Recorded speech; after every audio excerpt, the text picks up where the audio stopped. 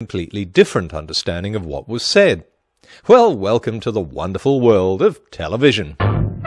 After 10 years of experiment, television, first shown to the public at the World's Fair, now takes its place as a new American art and industry. I guess I saw things differently because I've conducted scores of interviews for television, so when I watch an interview now, I'm not just listening to what's said, I'm looking to see where the cuts are made and where the cameras are positioned. And it's these insights I want to share with you. But television is just one journalistic medium, so let's start with the medium I started in, which is print. And let's take this 60 Minutes interview with WikiLeaks founder Julian Assange as an example of a typical interview. There's a special set of rules in the United States for disclosing classified information. There is. Long-standing. There's a special set of rules for soldiers, for members of the State Department who are disclosing classified information. There's not a special set of rules for publishers who disclose classified information. Clearly, Assange is saying that there's no special set of rules for publishers disclosing classified information, which is the argument he uses to claim that publishing leaked material is perfectly legal. Now, this is how the verbatim quote actually looks. But if I was writing a story for print, this would be too long and too cumbersome to put directly into a story. So I'd cut it down to Assange's basic point and quote him like this. The ellipse shows that I've cut some words, and the parenthesis shows that I've substituted a shorter word, again without changing the meaning. If Assange saw this edited quote, he'd probably agree that it's in perfect accord with his intent and meaning. But if I was a less honest journalist working for a newspaper intent on pushing a political line, I could quite easily make a cut that changes Assange's meaning completely. And if I wanted to erase all trace of the edit I made, I wouldn't bother putting in the ellipse. This is what people would read in my newspaper, and they'd assume it's exactly what Assange said. So without knowing what the interviewee actually said, how can you spot the difference between editing that's done to save space while retaining the meaning, and dishonest editing that's done to manipulate the meaning? Well, there are lots of ways to tell from the wording, something I won't have time to go into here, but your suspicions should be aroused when an interviewee suddenly says something that completely contradicts everything he said before. For Assange to declare that publishing classified material is illegal, when for months he's been insisting it's legal, would be extraordinary. And only a journalist with a brain the size of a donut would let an admission like that slip by without pushing for more details. If Assange was doing this interview for radio, then a different technique is used. Obviously, ellipses don't work here. A long quote can simply be pieced together from bits of sentences throughout the interview. That's fine if it's done for time purposes and retains the meaning. But in unscrupulous hands, often it's not. Let's start with what Assange actually said, this time using sound editing software. There's a special set of rules for soldiers, for members of the State Department who are disclosing classified information. There's not a special set of rules for publishers who disclose classified information. Now, with a bit of judicious editing, here's what we can make him say. There's a special set of rules for publishers who disclose classified information. The same sort of thing can be done with TV, but with television there's a problem. If I simply take one part of Assange's quote and paste it together with another part, the sound might be seamless, but there would be an obvious jump in the picture. There's a special set of rules for publishers who disclose classified information. Now, some TV networks are okay with this, and it's an honest admission that something has been cut, just like the newspaper ellipse. But if a lot of edits have to be made, as so often happens just to get a continuous sentence, and since television likes to cast an illusion that hates this kind of interruption, TV journalists have a trick to get around it. Now watch my dishonest edit again, this time the way it would be presented on a TV show. There's a special set of rules for publishers who disclose classified information. To the casual viewer, it looks as though Assange has continued talking without a break. This is called a cutaway, or specifically a reverse.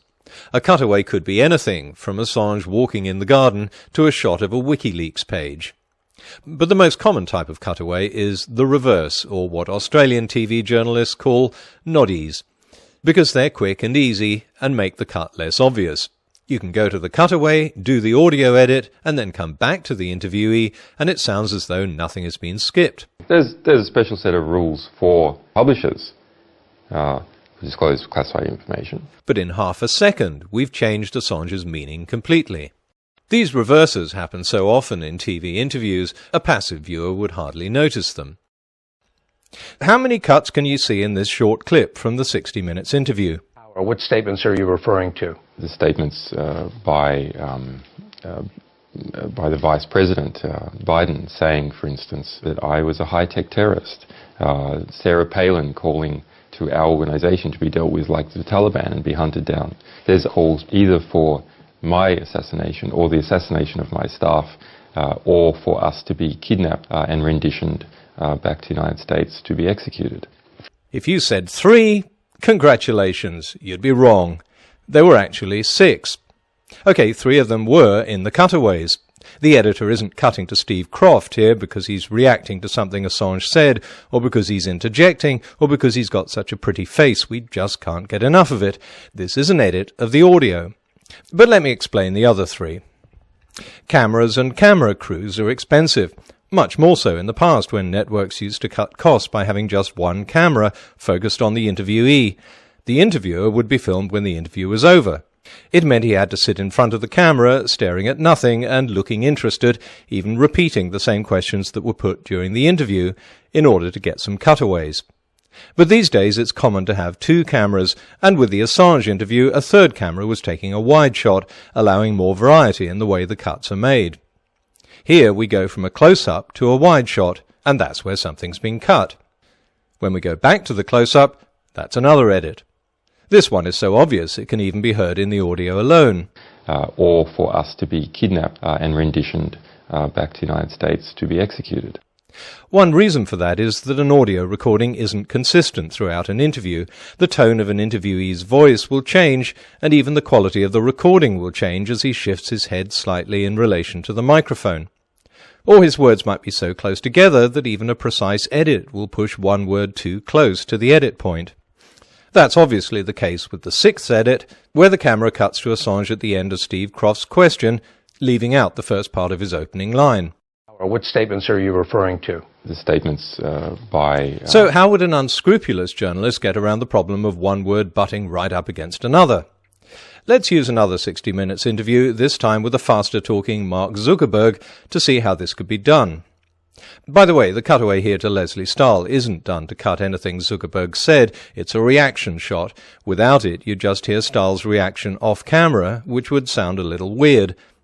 Now what I'll show you in the text are the words I want to extract from the Zuckerberg interview for my fabricated quote.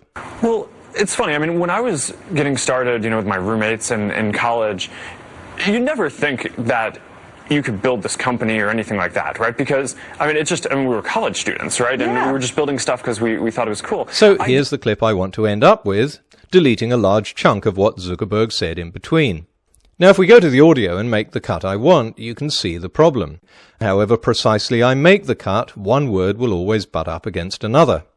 Even with the benefit of a cutaway, you can clearly hear the edit. It's funny, when I was getting started, with my roommates, building stuff because we thought it was cool. Most ethical networks would just let that go, just as 60 Minutes did with Assange's obvious edits, because the only way to get around it is to do something that has to be regarded as deliberately deceptive. Let's go to the Zuckerberg audio track again to see how it's done.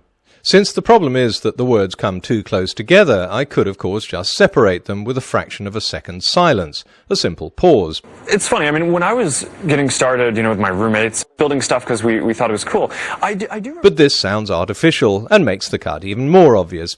So here's the trick. Instead of silence, we copy a pause for breath from another part of the interview and simply insert it where we made the edit. Now listen to how natural that sounds. It's funny, when I was getting started, with my roommates, building stuff because we thought it was cool, I do remember having... And when we mask the audio with a cutaway, the cut is imperceptible to the casual viewer. It's funny, when I was getting started, with my roommates, building stuff because we thought it was cool. Editing interviews and using cutaways is something every television journalist does. But every cut we make has to be weighed carefully to ensure it's done for time reasons alone and doesn't change an interviewee's intent or meaning. Which brings us back to Jesse Ventura's conspiracy program. Jesse Ventura and his team are hot on the trail of a conspiracy to use the issue of global warming to control your life. Look again at that Santa interview with a more practiced eye. Lord Monckton points to deletions from the chapter, and there were deletions from the chapter. To be consistent with the other chapters, we dropped the summary at the end. Do you see it now? That's right, the explanation Santa gave about the deletions was, ironically, itself deleted. Instead, the program goes to a cutaway, and another part of Santa's interview is inserted in its place. If we listen to the first part of the clip before the edit, it sounds as though Santa's about to explain what the deletions were. Lord Monckton points to deletions from the chapter, and there were deletions from the chapter. But, and what? We already know there were deletions. Santa said 15 years ago that changes were made to the chapter. The controversy is about what those deletions were. But for some reason we don't get to hear the rest of Santa's sentence.